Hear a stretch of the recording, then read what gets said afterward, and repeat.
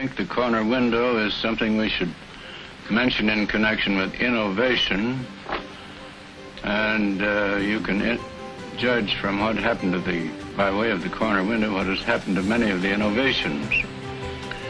The corner window was indicative of an idea conceived early in my work, that the box was a fascist symbol and that the architecture of freedom, of democracy, needed something beside the box.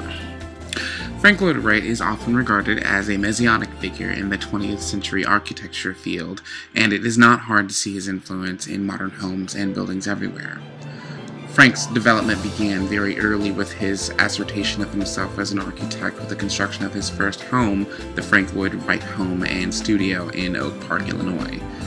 It was the first of Frank's home, and it's also the first to showcase his style of architecture. When it was built, it was a single-family home, but eventually he decided to add on a studio for him to work in and eventually train other architects.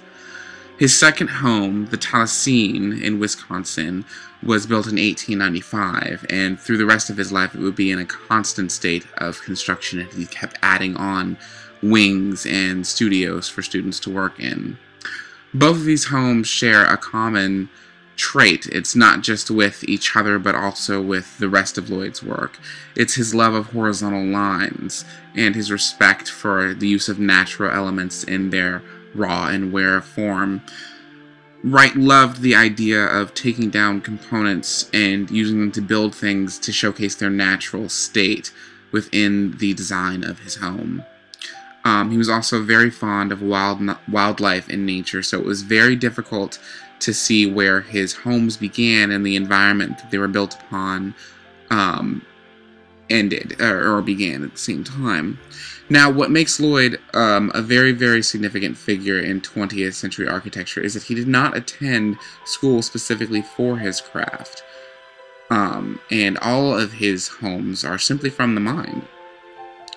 His life did have its share of scandal and tragedy, as he abandoned his first family of 6 kids and a wife to elope with his mistress, who in turn herself was murdered in one of Wright's homes by a servant who also lit fire to that home.